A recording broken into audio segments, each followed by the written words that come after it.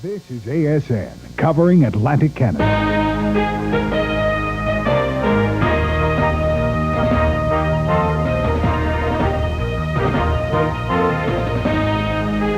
This is ATV Headline News on the Hour. Good evening, everyone.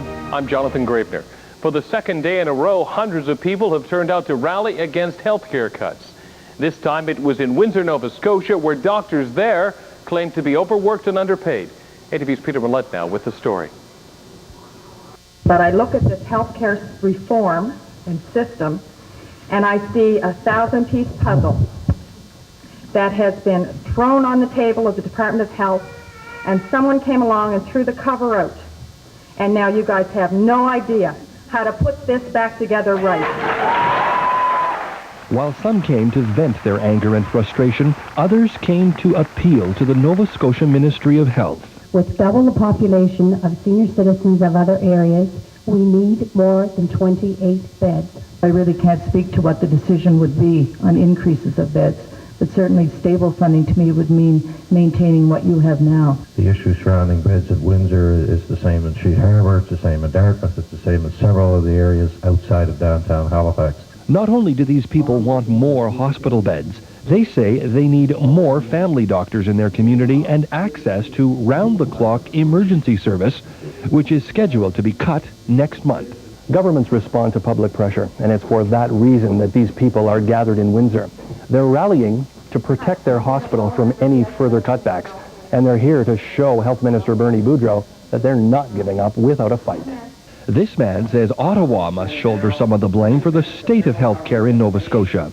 The only solid commitment to health care that the federal government has made is a further $3.8 billion reduction in transfers over the next 3 years. We've got to stop this insanity. It is ludicrous.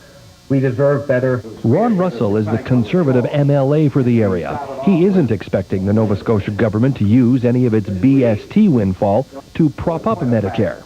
The blended sales tax is going to do absolutely nothing for the healthcare system. Doug Fraser, the organizer of today's meeting, says it's not fair the Nova Scotia government's playing politics with people's lives. We're simply not in the Liberal riding.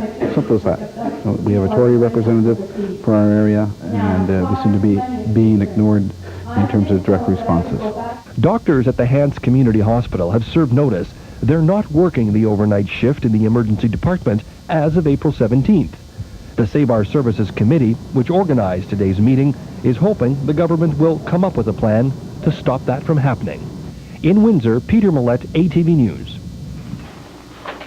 In New Brunswick, cutbacks are a key issue there for seniors. Seniors across the province are being asked for their advice by a seniors lobby group, which is launching a series of hearings this week. The Seniors Federation say they expect a lot of feedback on new policy that requires some people to put up equity in their home when they enter a nursing facility. They call the policy unfair and are demanding that the province find the money elsewhere. Meanwhile, people who live in co-op housing are worried about a new deal which would see Ottawa turn over control of the housing to provinces. Some are worried that will mean loss of control and possible higher costs. Our Ron Shaw reports. That's Caitlin, she's 6. This is Jillian, she's 5. That's Andrew, he's 4. This is Jocelyn, she'll be 2. Gloria Bertine has her hands full. The kids keep her busy. She wants them raised in a caring, active, healthy community. And that's part of the reason she lives in a housing co-op. So I'm a member of the membership committee, which basically they interview people before they come in here to see if they'd be a good neighbor and all that kind of neat stuff. The family also tries to participate in group events. Housing co-op members range from doctors to people on social assistance. Those who can pay the full fees do. Subsidies are available for those who can't. Monthly payouts are usually lower than the rental market. For people who live in cooperative housing, like the Bertites, it's not so much the cost advantages that make it so attractive. It's the sense of having some control over the place you live in. Bertite fears the changeover to provincial administration. I'm kind of scared that our co-op will be, I don't know, taken away from us, so to speak, and we won't be able to manage it ourselves anymore. Others in the co-op housing movement say co-ops have earned their independence by doing things differently than other forms of social housing. We do look after all our own finances. We look after all our own membership selections. We have committees in place to look after our maintenance. None of this is put on to the federal government or to the provincial government. Go sit down. Hello! The Bertites and thousands like them believe they have something that works, and they won't give it up without a struggle. In Moncton, Ron Shaw, ATV News. The Halifax Regional School Board has reduced suspensions handed out to some students at Auburn Drive High School in Dartmouth. Earlier this month, racial tensions led to violence involving students, staff, and visitors. 9 students received 3 to 5 day suspensions. School board members met Saturday for more than 4 hours to discuss how staff handled discipline there. Some suspensions have now been reduced by 1 day. How does Premier Roseanne Skoke sound? Well, if the Maverick Liberal MP has her way, that's what will happen. Moments after losing a nomination vote last night, Skoke announced she was ready to run for the leadership of the Provincial Liberal Party. Rick Grant has the rest of the story. Candidate, the new future MP for the riding of Pictou, Antigonish, Guysborough, is Francis LeBlanc. It had been a bitter battle between MP Francis LeBlanc, a Liberal Party team player, and Roseanne Skoke, a party maverick. And it's a victory for all that the Liberal Party stands for, including the fundamental values of tolerance and sharing.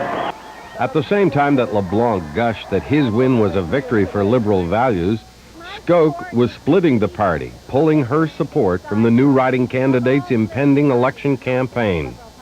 Will you work with Francis LeBlanc on re-election? No, that'll be Francis's responsibility to be re-elected. LeBlanc dismissed Skoke's remarks as just disappointment in losing a fiercely fought campaign.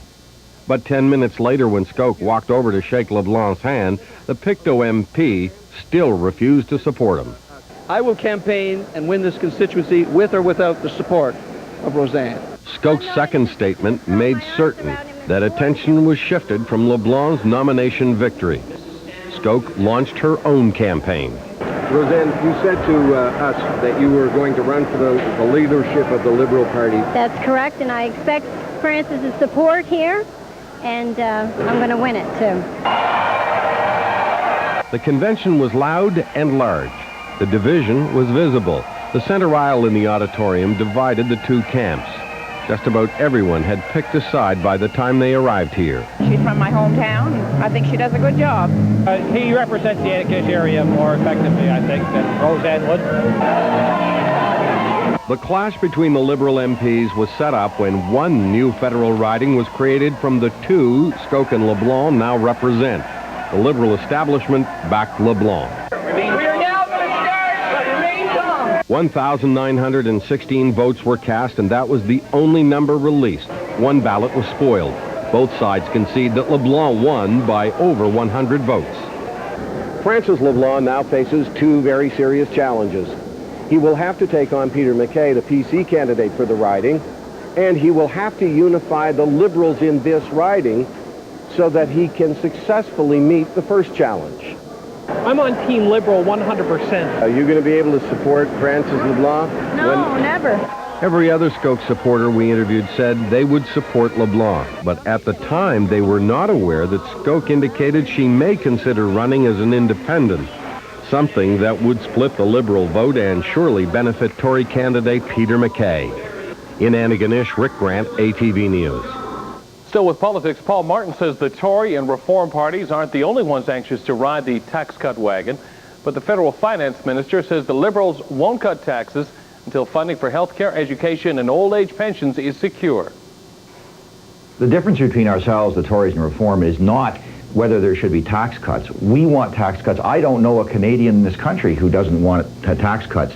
What we're saying, however, is when we do them, we want them to be permanent. And the real issue and the real difference of opinion between us is what's the cost. The U.S. Federal Reserve Board meets Tuesday amid speculation that the U.S. is about to raise interest rates. Martin says he is confident, though, that whatever happens, it will not be bad for Canada.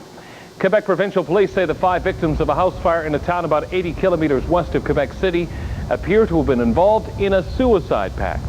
They also say the 39-year-old Swiss owner of the house, who was one of the victims, was a member of a Doomsday cult, the Order of the Solar Temple. The victim, with a plastic bag over her head, was the owner's 63-year-old mother-in-law.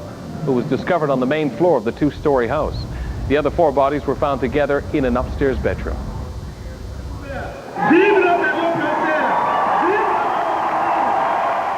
Another protest across Ontario this weekend. The biggest one was at Ottawa Civic Centre. 10,000 people made a passionate plea to save the province's only French-language hospital.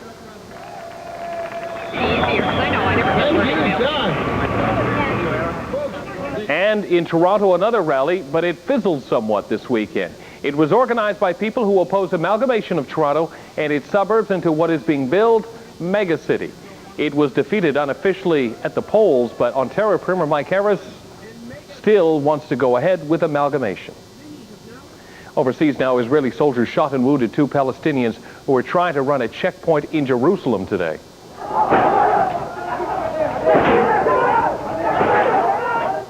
This was just the latest in a string of violent incidents tied to the building of a new Jewish housing compound in East Jerusalem. A suicide bombing at a Tel Aviv cafe last week also killed 3 Israeli women.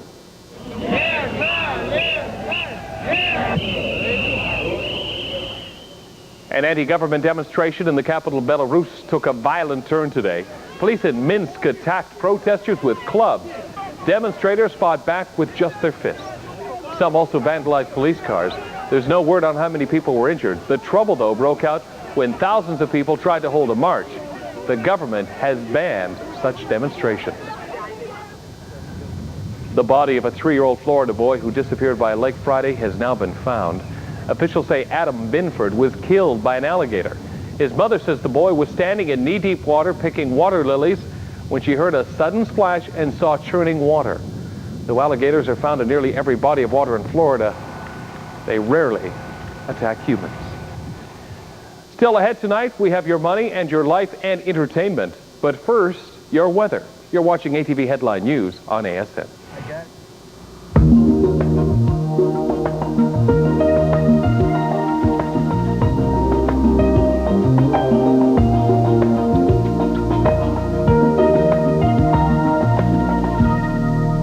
I'm meteorologist Peter Code in the ATV Weather Center.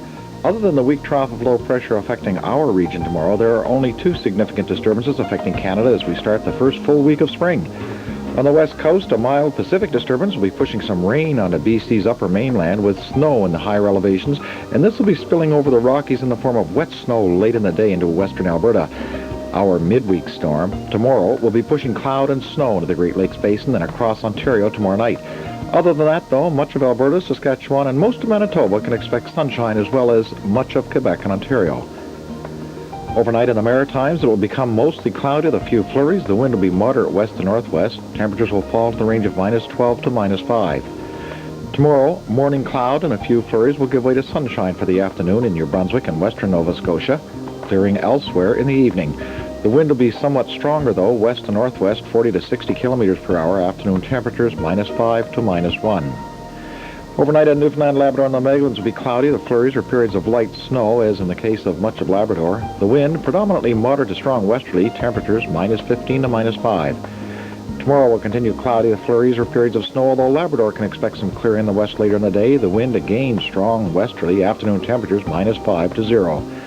And the outlook for the Maritimes, Tuesday will be sunny, becoming cloudy at night. Wednesday, mild and windy with snow, changing to rain in all but northern New Brunswick. Thursday, windy and turning colder. Newfoundland and Labrador, generally fair with some sun and some flurries Tuesday. Wednesday, mostly sunny, and then Thursday, mild and windy with snow, changing in Newfoundland to rain.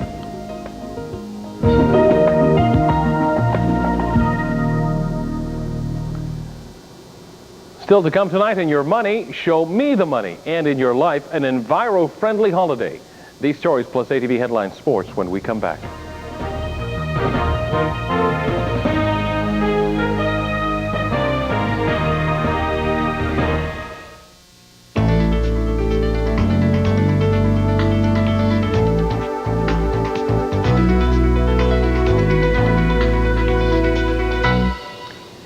In professional sports, the now proverbial phrase, show me the money, refers to more than just salaries. Athletes are after lucrative endorsement deals. In basketball, of course, the shoe's the thing. Janine Sherrill meets a rare female executive who's one of the game's biggest deal makers. Shaquille O'Neal pitching Reebok. a coup for the shoemaker, and the responsibility of Joanne Borzakian-Willette. Her job includes making sure Shaq has all the size 22 Triple E dunk mobs he needs. Shaquille actually changes shoes after every game. He prefers to wear a new pair every game. Okay, you got the thing? All right, I'll see you after.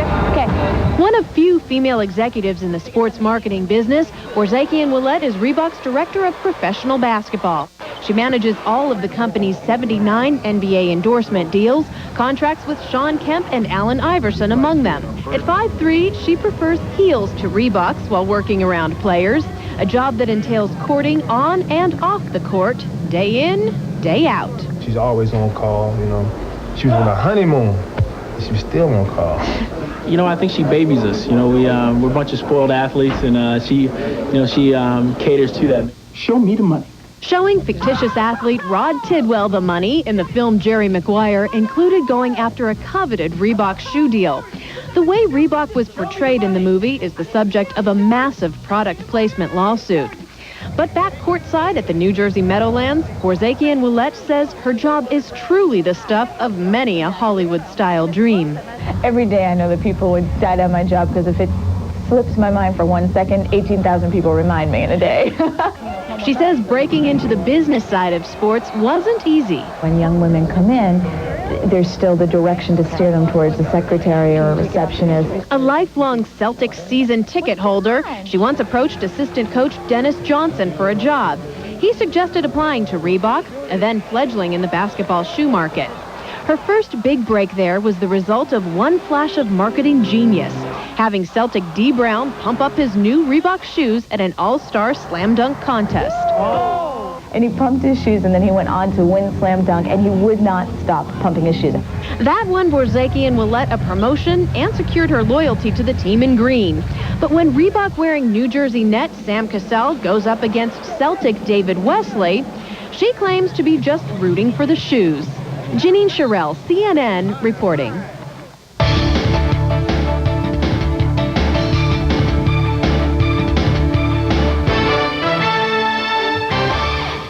The Chicago Blackhawks scored on 3 of their first 4 shots and held on today for a 5-3 win over the Detroit Red Wings. Jim Cummins, Eric Daze, and Alexei Zhamnov connected on consecutive shots during a 1:56 span in the first frame to chase Detroit starting goaltender Mike Vernon. Sergei Krivokrazov also scored twice for Chicago, which climbed into a tie with the Flames for 8th place. That's the final playoff berth in the NHL's Western Conference. To the diamond, where the Montreal Expos appear to have found their hitting stroke just as spring training starts to wind down. A day after blasting the Atlanta Braves 9-2, the Expos bomb the Mets 8-0. Montreal is now 7-12. The Toronto Blue Jays, meanwhile, are 12-12 after losing 8-1 today to the Chicago White Sox. The Jays' next game tomorrow night against the Phillies. Turning to golf, Phil Mickelson rolled in a 40-foot eagle putt on the 12th hole and went on to grab a 3-stroke win at the Bay Hill Invitational Tournament. Took place in Orlando, Florida. It was Mickelson's 10th victory on the PGA Tour. Stuart Appleby, the 25-year-old Australian who won his first PGA Tour event last week at the Honda Classic, finished second. Payne Stewart, Mark O'Meara, and third-round leader Omar Uresti finished in a tie for third, 4 shots off the pace. That is Headline Sports.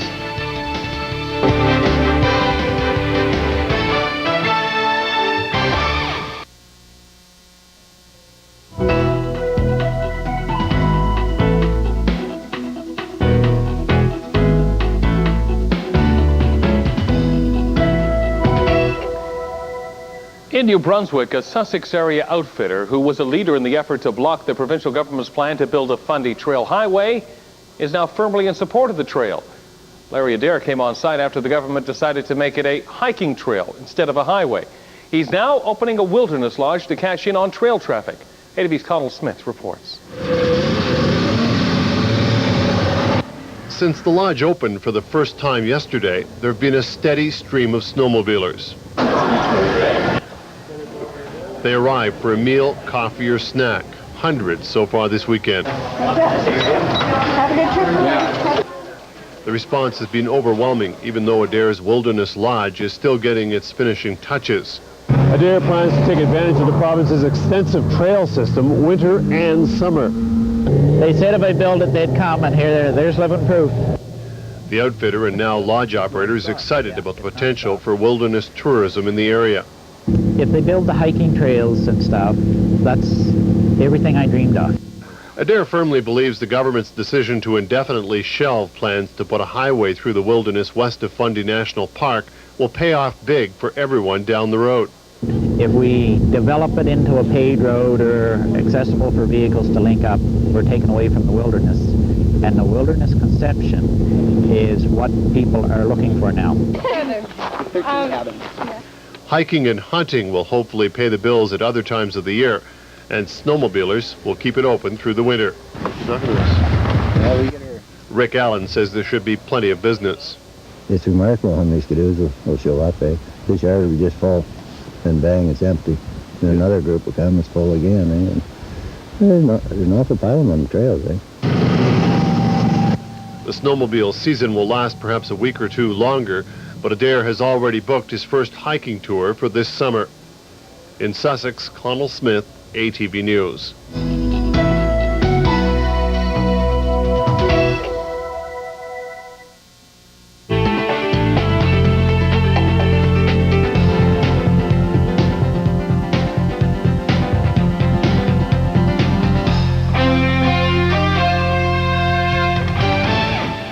In Southern California, Oscar mania is in full swing. Oscar obsession is sweeping the Southland from fanatical fans finding spots in the bleachers to preparations for stars of the show. Arlie Hotchkiss has the details. Lights. Action. Oscars. Tomorrow night is the film industry's big night when it honors its own and the stars show off their fashion sense. But before the awards are handed out and the speeches are made, the stage must be set. The Shrine Auditorium in Los Angeles is getting spruced up, so the beautiful people on Oscar night have beautiful surroundings. Okay. It's a lot of work. The man responsible for riding herd on the meticulous preparations must answer to an unforgiving deadline. Trying to keep everything in sync, trying to keep everything and keep your eye on everything. Some things get by you and makes you feel kind of like, oops. But you fix it, and you get moving on. These stands are empty today, but tomorrow night they'll be teeming with hordes of screaming fans and legions of paparazzi. Some people homestead for as long as a week in advance to claim the prime real estate to view the cavalcade of stars. These sisters have been arriving woefully early for more than a quarter of a century and wouldn't change a thing. That's why we come. We enjoy it all, and we love seeing the stars, and we love all the hubbub of preparing for it anymore. It's camping out in downtown L.A., but for many of the devout, their goal is simple. Just getting a glimpse of the stars. That's my attraction. You know, being a little girl, wondering if I ever get to see any of them, and now I'm on the sidewalk waiting to see them. It's estimated more than 1 billion people worldwide will tune in to find out who takes home a statue. And though Oscar may look calm today, after tomorrow night, he'll no doubt need a year to rest. Harley Hotchkiss, CNN reporting.